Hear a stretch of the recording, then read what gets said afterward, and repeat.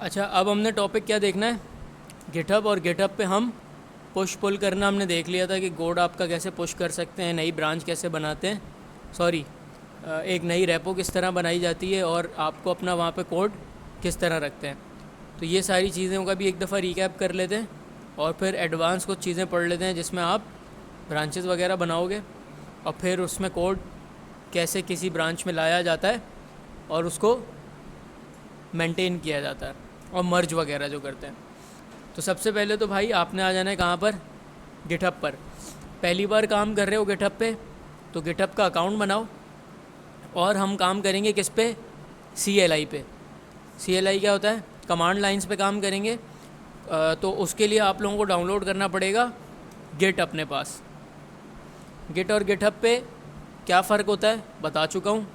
GitHub एक आपका cloud पे एक वेबसाइट है, ठीक है, एक स्टोरेज है जो कि आपको अपना कोड रखने के लिए स्टोरेज प्रोवाइड करता है, ठीक है। क्लाउड पे पड़ा हुआ होता है जहाँ पर आप अपना सारा कोड वगैरह रख सकते हो, मेंटेन कर सकते हो। लेकिन वो तो भाई नेट पर है, आपका कोड कहाँ है, आपका कोड तो लोकल सर्विस अपने सर्वर पे है, सॉरी लोकल मशीन पे।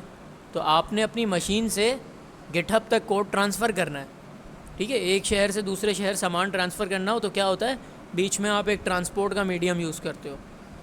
मूड आपका कुछ भी हो सकता है। एक तरीका क्या होता है, ड्रैग एंड ड्रॉप कर लो, सबसे आसान। क्या करा आपने, नई रेपो बनाई, ठीक है।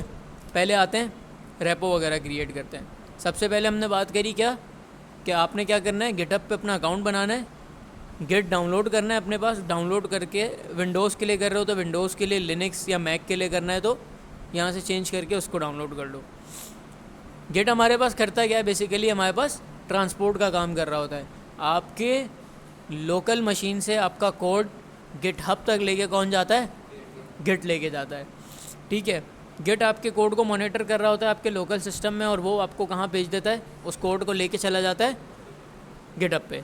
गिटहब है, गिट लैब है, बहुत सारी चीज़ें जहाँ भी आप जिसको यूज़ करना चाहो। हम लोग क्या यूज़ कर रहे हैं कोर्स में, गिटहब यूज़ कर रहे हैं। तो आपने ये इंस्टॉल कर लिया। इंस्टॉल करने के बाद अब आपने क्या करना होता है, आप आते हो अपनी रेपोजिटरीज़ पे। रेपोजिटरीज़ पे आने के बाद यहाँ पे न्यू का जो बटन है इस पर आपने क्या करा भाई, एक नई रेपोजिटरी क्रिएट कर ली। आपको बोल रहा है रेपोजिटरी का नाम रखो, तो हम इसको नाम दे देते हैं फोल्डर HTML फोल्डर और UCT स्ट्रक्चर। डिस्क्रिप्शन लिखना चाहो कि भाई ये रेपोजिटरी के बारे में थोड़ा बहुत आप लिखना चाहो तो लिख सकते हो, मैक्सिमम 350 कैरेक्टर्स अलाउ होते हैं। विजिबिलिटी पब्लिक होती है और प्राइवेट होती है। मतलब पब्लिक का मतलब ये कि जैसे मैंने आप लोगों के लिए जो कोर्सेज बनाए हुए हैं उसमें जो भी मैं आपको डेली बेसिस पे कोड पुश करता हूँ वो पब्लिक रेपोजिटरीज़ हैं, यानी कि आप लोग आकर उस रेपोजिटरी को एक्सेस कर सकते हो, देख सकते हो, अपने पास क्लोन भी कर सकते हो। अगर मैं प्राइवेट रेपो कर दूंगा तो वो आप लोगों को दिखेगी ही नहीं, मेरी रेपोजिटरीज़ में दिखेगी ही नहीं। और फिर मुझे अगर उसमें कोई कोलैबोरेटर ऐड करना होगा, यानी कि मैं अपना कोई प्रोजेक्ट बना रहा हूँ जो कि पब्लिकली अवेलेबल मुझे नहीं रखना और मैंने लेकिन वो किसी टीममेट के साथ करना है, तो क्या होगा कि मैं उसको उसका एक्सेस दूंगा और फिर वो मेरे साथ उस पर काम कर सकता है। ऐड रीडमी की फ़ाइल होती है, वही प्रोजेक्ट की डिस्क्रिप्शन कि भाई रीडमी कर लो, जैसे कि इसको पढ़ लो, ये प्रोजेक्ट चलाने का तरीका है या प्रोजेक्ट इसके हवाले से, इस तरह की चीज़ें इसमें लिखी जाती हैं। गिट इग्नोर हमारे पास क्या होता है कि आपके पास जब आप पुश कर रहे होते हो तो क्या चीज़ें आपने पुश नहीं करनी वो आप गिट इग्नोर की फ़ाइल में डाल देते हो, फिर वो पुश नहीं होती, गिट उसे इग्नोर कर देता है। आप आओ, बाय डिफ़ॉल्ट सारी चीज़ें रहने दो और क्रिएट रेपोजिटरी कर लो। अब एक तरीका मैंने आपको बताया था कि यहाँ पर क्या कर दो, अपलोड एन एग्जिस्टिंग फ़ाइल, और यहाँ पर आप ड्रैग एंड ड्रॉप कर दो, ठीक है। लेकिन हम ये तरीका यूज़ नहीं करेंगे, हम करेंगे कमांड वाला। यहाँ पर देखो आपको कुछ कमांड्स मिल रही हैं तो इसको हम यूज़ करते हैं। यहाँ पर आते हैं अपने प्रोजेक्ट में, एक न्यू फोल्डर बना लेते हैं, या एक काम करते हैं इसी वाले को यूज़ करते हैं, ठीक है, इस वाले पे काम करते हैं। हमने लिखा क्या, CMD। अच्छा, यहाँ पर देखो बाय डिफ़ॉल्ट आपको कितने फ़ोल्डर मिल रहे हैं, ठीक है। गिट की कोई फ़ाइल है यहाँ पर? नहीं है। यहाँ पर आप व्यू में आना और हिडन आइटम्स जो हैं उस पर चेक कर देना, तो आपको गिट की फ़ाइल दिख जाएगी। हिडन आइटम्स में होती है गिट की फ़ाइल बाय डिफ़ॉल्ट। तो अभी मैंने चेक करा हुआ लेकिन अभी भी कोई नहीं आ रही। तो मैं कमांड पे जाता हूँ। सबसे पहली कमांड क्या मिल रही है मुझे? गेट इनिट, मतलब गिट को इनिशियलाइज़ कर दो इस फोल्डर के अंदर।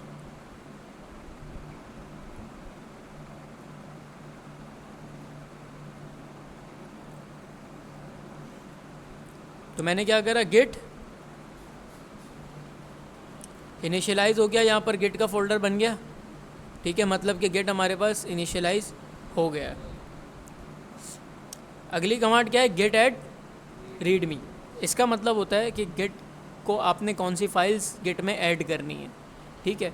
अब रीडमी हम अभी नहीं डाल रहे, हमने क्या करना है, ये सारी फाइल्स करनी है। ये सारी फाइल्स अगर एक साथ करनी है तो आप क्या करते हो, गेट ऐड डॉट कर देते हो।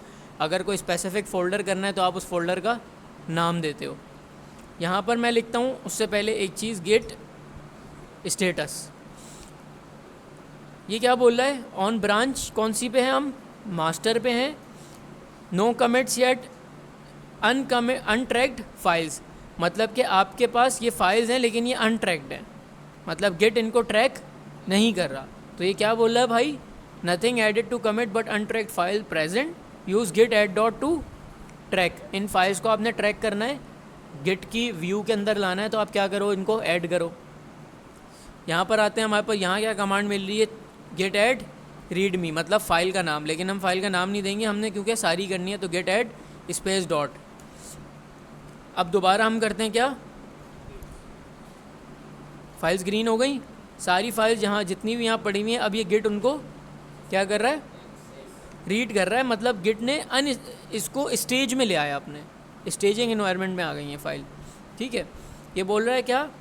Changes to be committed use git rm -that checked, और फाइल का नाम टू अनस्टेज, मतलब वापस ये रेड हो जाएंगी, गिट की ट्रैकिंग से हट जाएंगी, ठीक है। इतना काम हो गया। अब हम वापस आते हैं यहाँ पर। अब हमें क्या बोल रहा है भाई? कमिट कर दो।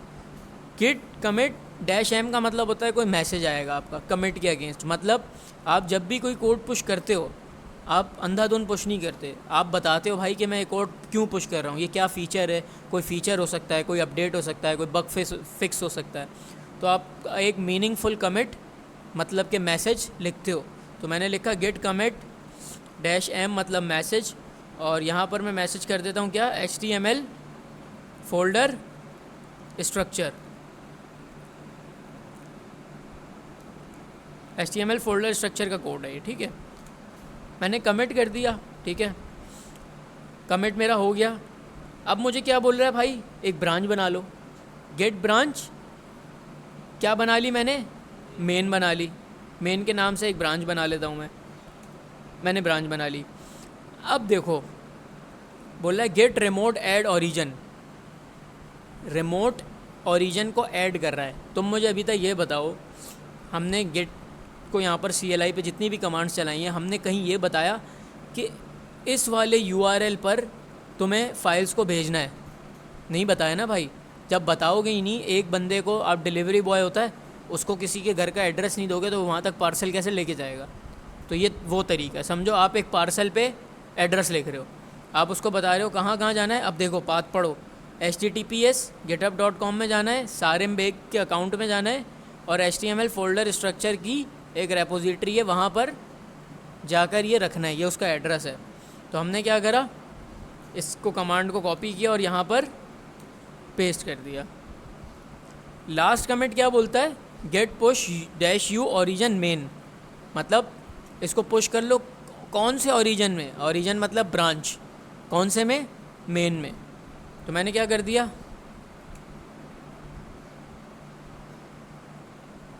अच्छा जो फर्स्ट टाइम इसको कर रहा होगा वो यहाँ पर आने के बाद उससे वो लॉगिन मांगेगा। तो आपने क्या करना है, पहले से अपना गिटहब खोल के रखना है और लॉगिन विद ब्राउज़र कर देना, साइन इन विद ब्राउज़र। तो वो खुद ही ब्राउज़र से ऑथेंटिकेट करके आपका कोड पुश करवा देगा। और फर्स्ट टाइम पे आपको बोलता है कि क्या करो, अपने अकाउंट की ईमेल और यूज़र नेम सेट करो। ठीक है। तो वो खुद ही आपको पढ़ेगा, जो भी CLI में लिखा हुआ है, कोई एरर आए कुछ आए तो उसको पढ़ लेना, वहीं पे सॉल्यूशन ही होगा, एरर में ही सॉल्यूशन होगा। वो बेसिकली बता रहा होता है कि आपने क्या करना है, क्या चीज़ आपको स्टॉप करनी है, क्या चीज़ आपको स्टॉप कर रही है। तो आप क्या करते हो वहाँ पर, जैसे वो आपको रोकेगा कहाँ पर, यूज़र नेम पर और ईमेल पे, तो आपने यूज़र नेम और ईमेल डालनी है किसकी, गिटहब वाली, तो वो आपको ऑथेंटिकेट कर देगा। अब मेरा क्या हो गया भाई, कोड यहाँ पे पुश हो गया, तो मैं यहाँ आता हूँ और रिफ़्रेश करता हूँ।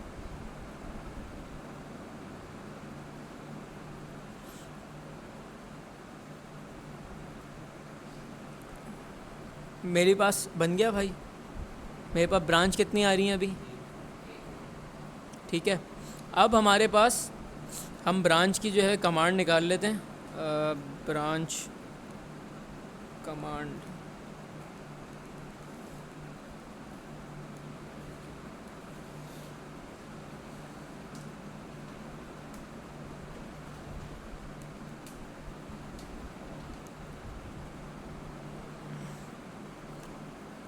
ये रही भाई, create and switch to a new branch. और यहाँ पे क्या करता है, this displays both local and remote tracking branches and create a new branch. ठीक है भाई, अब क्या करना है, मैं यहाँ पर आया, मैं टीम लीड था, मैंने एक फ़ोल्डर स्ट्रक्चर बना के अपने प्रोजेक्ट का आर्किटेक्चर खड़ा करके मैंने गिटहब पे पुश कर दिया। अब मैं चाह रहा हूँ कि भाई मेरे जो जूनियर्स हैं, मतलब मेरे साथ जो मेरे टीम मेंबर्स हैं, उनके पास भी सेम फ़ोल्डर स्ट्रक्चर चला जाए और वो इसी फ़ोल्डर स्ट्रक्चर को फॉलो करते हुए काम करें अपना। तो मैं क्या करूँगा, मैं भाई अब वापस आया CLI पे, ठीक है, मैंने यहाँ लिखा गिट ब्रांच। मेरे पास कितनी ब्रांचेज आ रही हैं, एक ही आ रही है, मेन की ब्रांच। अब मैं क्या करता हूँ, गिट चेकआउट, चेकआउट का मतलब होता है, चेकआउट क्या होता है, आप चेकआउट कर रहे हो, होटल से चेकआउट करते हैं, निकल रहे होते हैं, चेकआउट का मतलब इस ब्रांच से निकल जाओ और नई ब्रांच बना लो। गिट चेकआउट डैश बी का मतलब है आप नई ब्रांच बना रहे हो। अब आप क्या दे दोगे उस ब्रांच का नाम, जैसे कि हमारे प्रोजेक्ट में कह लो 2-3 फीचर्स हैं, एक क्या है लॉगिन है, एक साइन अप है, और एक क्या है आपका प्रोडक्ट API है। तो मैंने एक ब्रांच बनाई किस नाम से, लॉगिन फीचर के नाम से, ठीक है। अच्छा, ब्रांचेस की भी कुछ नेमिंग कन्वेंशंस होती हैं, ठीक है, उस पर अगर हम आते हैं, ब्रांचेस नेमिंग कन्वेंशन गिटहब,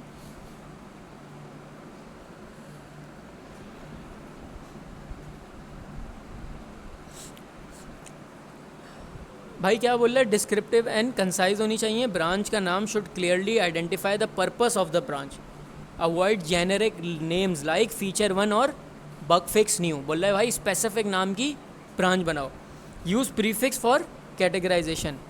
अच्छा जी, आपका प्रोजेक्ट चल रहा है, 50 तरह की चीज़ें उसमें होती हैं, अगर तो कोई फीचर है, फीचर की हम बात कर रहे हैं, तो हम नाम ब्रांच का क्या बनाएंगे, फीचर स्लैश और फीचर का नाम। 3 फीचर मैंने बताए थे, एक फीचर क्या है, यूज़र साइनअप, यूज़र लॉगिन और प्रोडक्ट API। तो ये 3 मेरे फीचर्स हैं, तो मैं एक फ़ीचर लिख के स्लैश लगाऊंगा और क्या करूँगा, sign up same goes for login, same goes for product API, user authentication, इस सारी चीज़ें। ये सिर्फ एक नेमिंग कन्वेंशन है, नाम तुम कुछ भी रख सकते हो, ABC XYZ कुछ भी रख सकते हो, कोई फ़र्क नहीं पड़ता, लेकिन ये बेस्ट प्रैक्टिसेस में से आता है। फिर आपके पास क्या होता है, एक बग फिक्स की कैटेगरी आ जाती है, जहाँ पर आप कोई ना कोई बग या एरर रिजॉल्व कर रहे होते हो। फिर आपके पास होता है हॉट फिक्स होता है। ये हॉट फिक्स क्या होता है, फॉर अर्जेंट प्रोडक्शन फिक्सेस, मतलब कोई बहुत माइनर सा फिक्स था, फ़ौरन से फिक्स किया और पुश कर दिया प्रोडक्शन में। फिर रिलीजेस होती हैं, रिलीजेस मतलब वर्जन्स, ठीक है। फिर आपके पास शोर और डॉक्यूमेंटेशन आ जाती है। अच्छा, वापस आते हैं अपने गिटहब पे, यहाँ पर आए, अब मैंने क्या दिया, फ़ीचर की बात कर रहा हूँ, तो हम फिर प्रॉपर काम करते हैं। हमने लिखा क्या, फीचर डैश लॉगिन, और मैंने क्या कर दिया, इंटर कर दिया। अब देखो मैंने क्या करा है, एक न्यू ब्रांच क्रिएट कर ली है, ठीक है, और मैंने क्या करा है, उस ब्रांच को उस ब्रांच पे अब मैं स्विच हो गया हूँ। यहाँ पर क्या लिखा हुआ है, switch to a new branch. लेकिन अभी मैं नई ब्रांच पे आया हूँ अपने लोकल सिस्टम पे। ये ब्रांच मैंने कहाँ क्रिएट करी है अभी, अपने लोकल सिस्टम पे। मैं करता हूँ गेट ब्रांच, ठीक है, ब्रांच चेंज हो गई मेरी। अब यहाँ पर अगर मैं रिफ़्रेश करता हूँ, कितनी ब्रांच आ रही हैं? क्यों? क्योंकि मैंने कहाँ ब्रांच अभी बनाई है भाई, लोकली सिस्टम पे बनाई है, अभी गिटहब को नहीं पता ये बात। तो मैं क्या करूँगा अब, अच्छा जब आप स्विच करते हो तो आप कोड अपने साथ माइग्रेट कर लेते हो। अगर मैं इसको खोलूँ,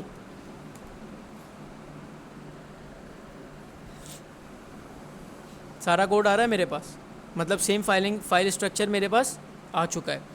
अब मैंने क्या करना है, इसको गिटहब पे पुश करना है। तो मैंने क्या करा, ब्रांच तो मेरे पास बन गई। अब मैंने क्या करा, git add dot git commit dash M.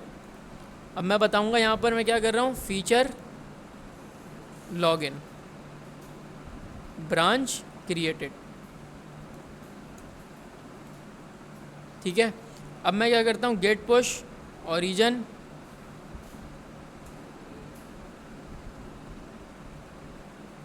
Feature slash login, branch का नाम, ब्रांच का नाम देना ज़रूरी, मतलब आप बताओगे ना भाई कहाँ पुश करना है आपने।